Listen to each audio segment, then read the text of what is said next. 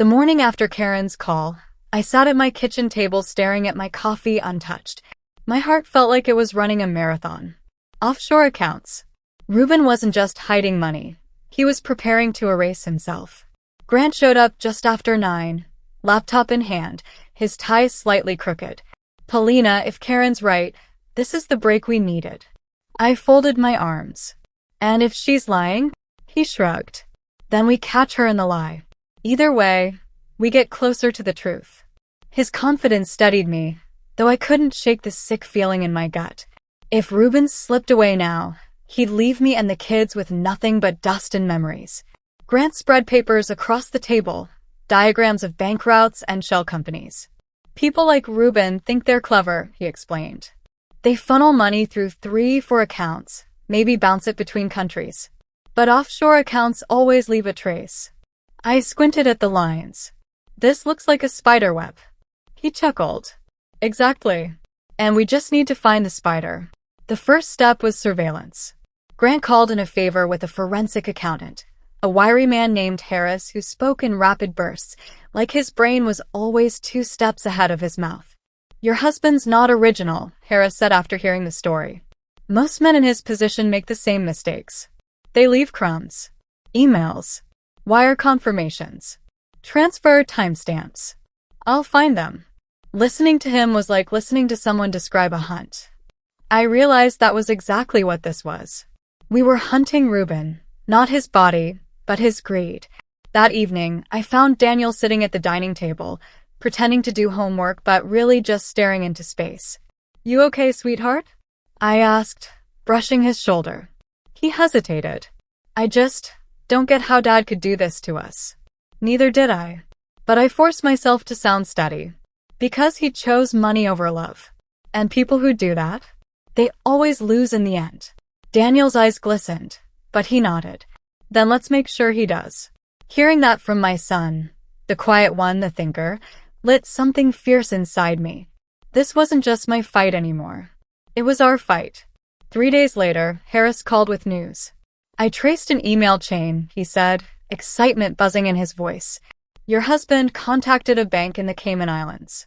He's transferring funds there through a shell company. And guess what? The account is still active. I nearly dropped the phone. You can prove it? Oh, I can prove it. We just need access to his personal login. Once we have that, we can tie every dollar directly back to him. Grant clapped his hands together when I relayed the news. This is gold. If we can show the judge he was funneling money offshore, not only can we block his transfers, but we can charge him with fraud and asset concealment. For the first time in months, hope didn't feel like a distant dream. It felt solid, tangible. But hope came with fear. Because if Reuben caught wind of what we were doing, he'd double down. Or worse, he'd disappear. That night, I couldn't sleep. My thoughts spun with questions. Where was he now? Was he watching me?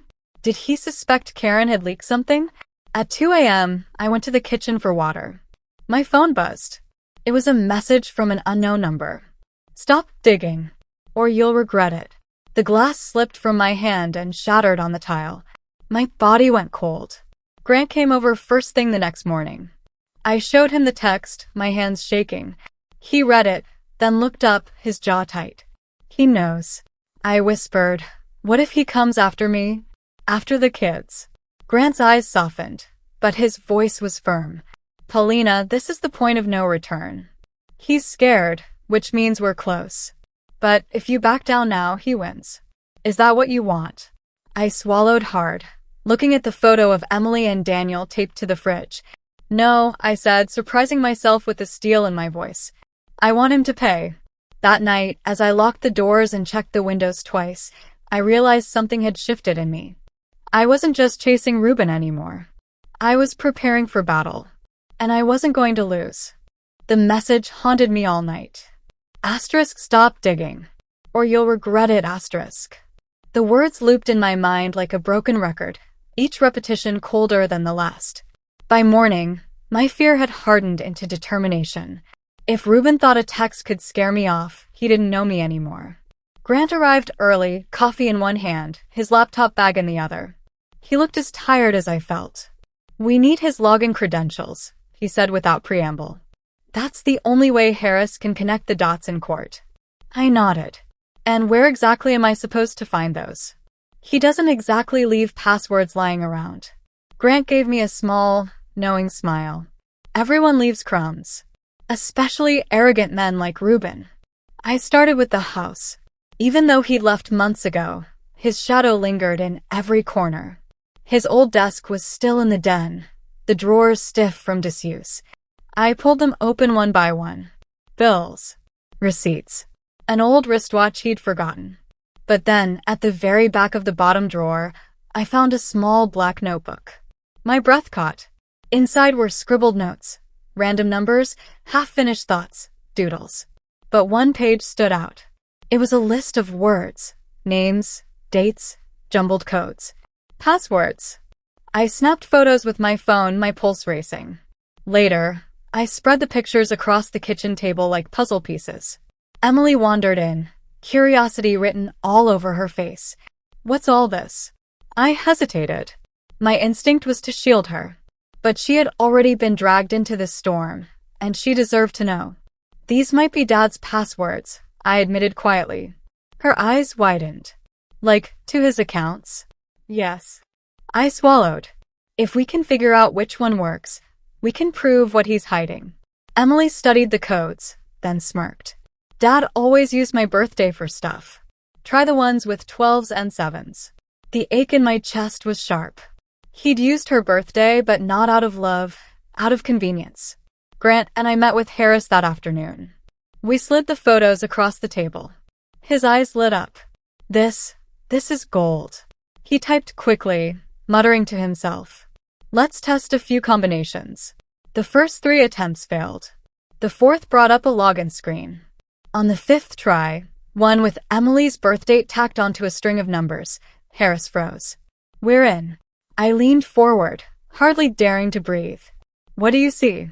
He turned the screen toward me. A Cayman Islands account with Reuben's name, sitting on a balance that made my stomach drop. Millions. Money that should have been mine. My children's. I felt lightheaded, gripping the edge of the table. It's real. We can prove it. But Harris's tone sobered. This cuts both ways. If Reuben realizes someone accessed his account, he'll know he's exposed. He'll panic. Grant added, and panicked men are dangerous. I clenched my fists. So what's our next move? Court injunction, Grant replied. We freeze the funds before he can touch them. But we need to move fast. That night, the house felt different, charged, alive with possibility.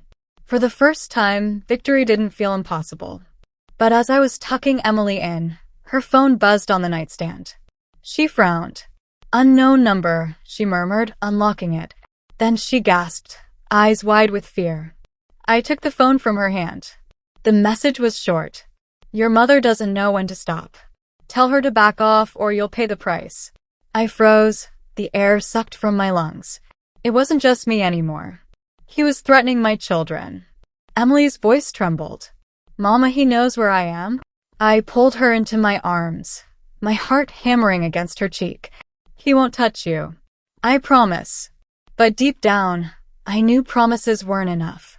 Reuben wasn't bluffing anymore. He was making it personal. And if he thought that would break me, he was about to learn just how far I was willing to go. I didn't sleep that night. Not a wink. Every creak of the floorboards, every shadow passing outside the window sent a jolt of fear through me. But it wasn't for me anymore.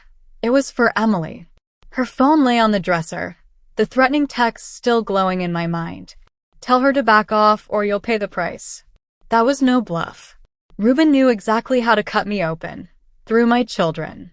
By dawn, I had made up my mind. He wasn't just a thief anymore. He was a predator. And I couldn't sit back and hope the system would handle it at its own pace. Grant came over as soon as the sun was up, dark circles under his eyes. You didn't sleep, did you? Neither did you, I shot back. He set his bag on the table, opening his laptop. We need to get these files to Harris before Reuben realizes we accessed his account. I hesitated, twisting my hands. Grant, he threatened Emily. Directly. Grant's head snapped up. What? I handed him her phone. His jaw tightened as he read the text. This isn't good. He's escalating. And if he's willing to drag Emily into this. My voice broke. I can't let him hurt them. I won't. Grant took a long breath, steadying himself. Then we make our move today. We file the injunction, and we put him in a corner he can't slither out of. Later that morning, Harris met us in his office. He looked at the screenshots, the bank details, the threatening message. His lips thinned into a grim line. This is more than financial fraud now. If he's sending threats to your daughter, we can involve law enforcement. But a thought gnawed at me. If we go to the police, won't Reuben know we have everything? He'll panic. He'll lash out harder. Harris folded his hands. Paulina, that's true. But hiding won't make you safer either. The best protection is to bring this into the open, to show him you're not afraid. I wasn't sure if that was true, but I knew hiding hadn't saved me so far. That afternoon, Grant and I drove to the courthouse with Harris. My hands shook the whole ride, clutching the folder of evidence like it was life itself. Inside, the walls smelled of disinfectant and stale air. My stomach knotted as Harris filed the motion. I half expected Reuben to burst through the doors, sneering, ready to tear the papers from my hands. But he didn't. The motion went through. The judge signed the order. Just like that, Reuben's offshore millions were frozen. It should have felt like triumph. Instead, it felt like lighting a match in a room full of gasoline.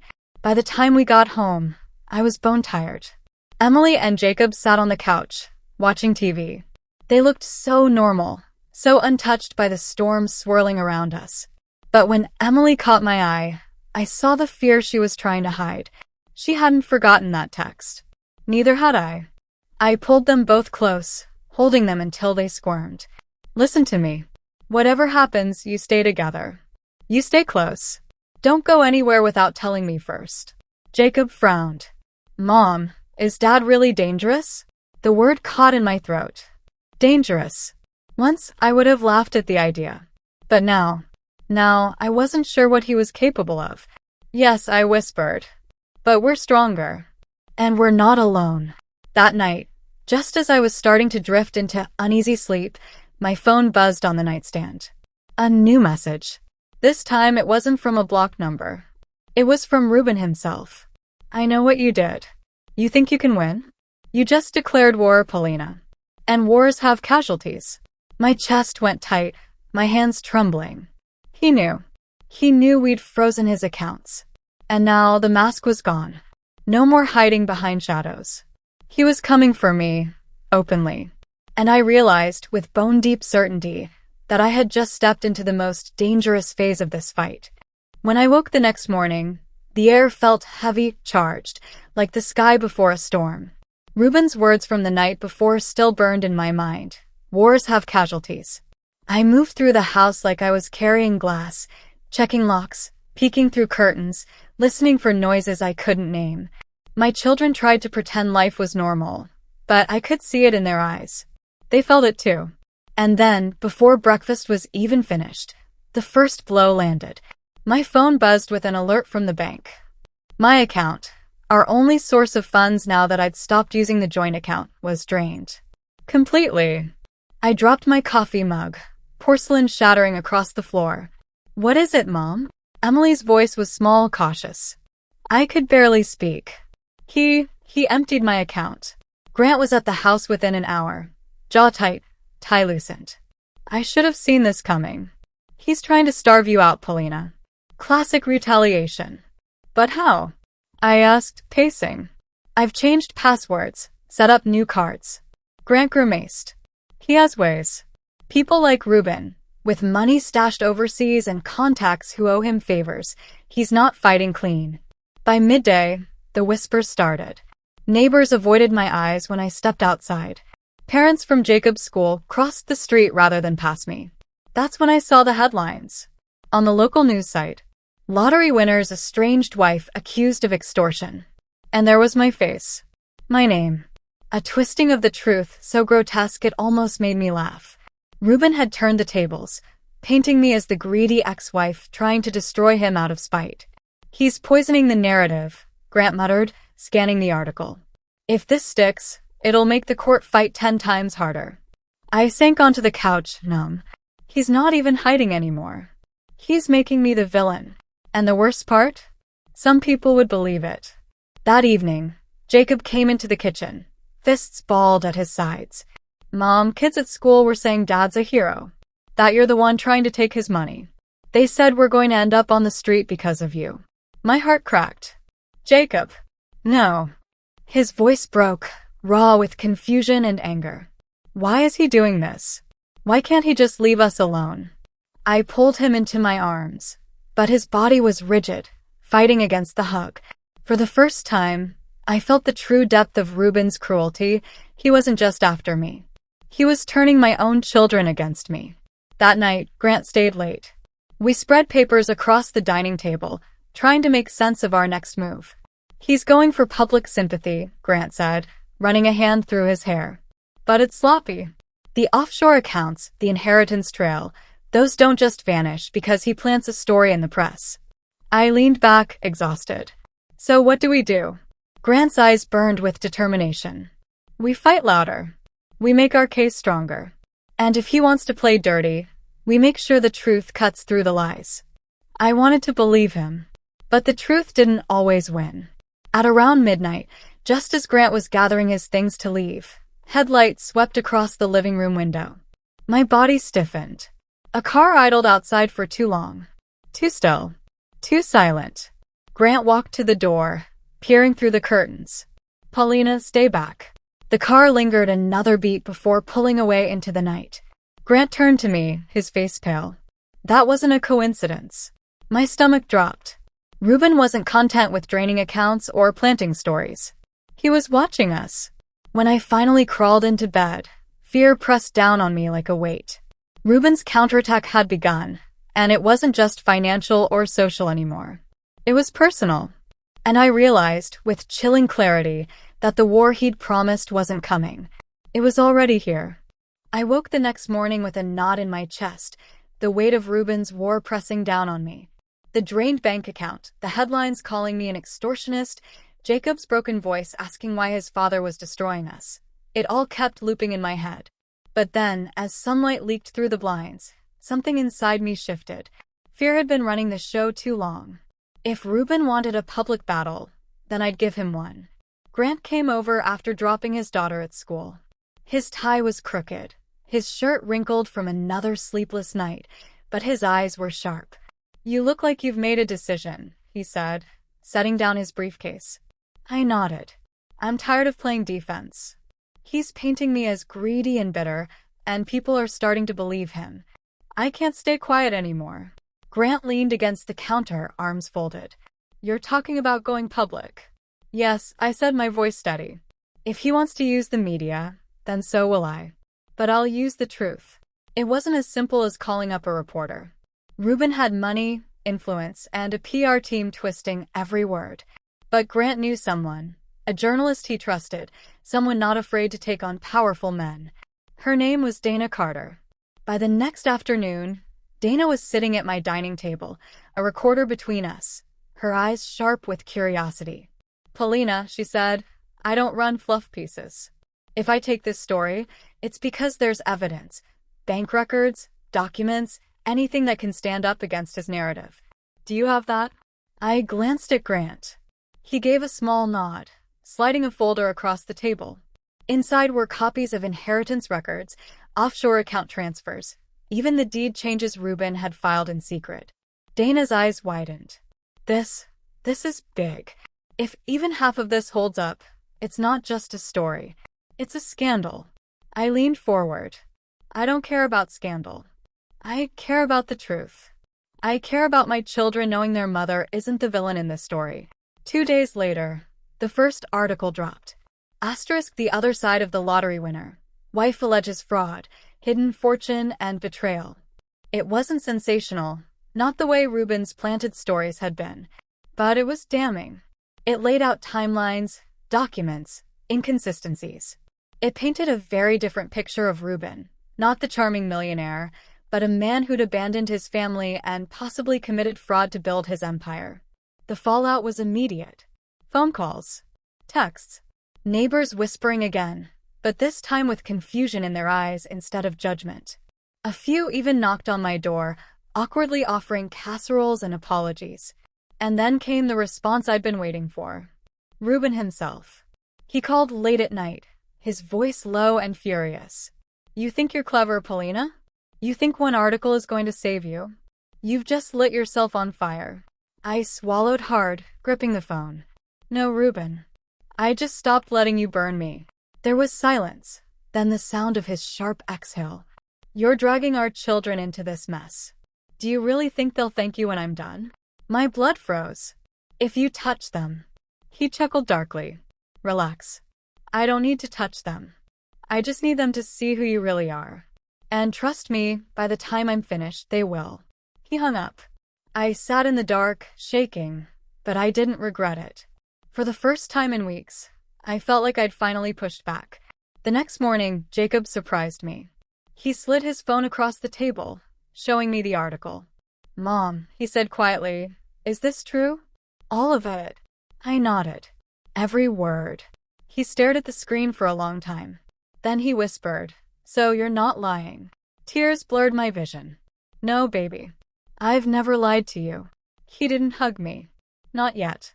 But I saw it, the smallest flicker of doubt in his anger toward me, the tiniest crack in Reuben's hold on him. And that was enough to keep me going. Later that day, Dana called. "Paulina, brace yourself.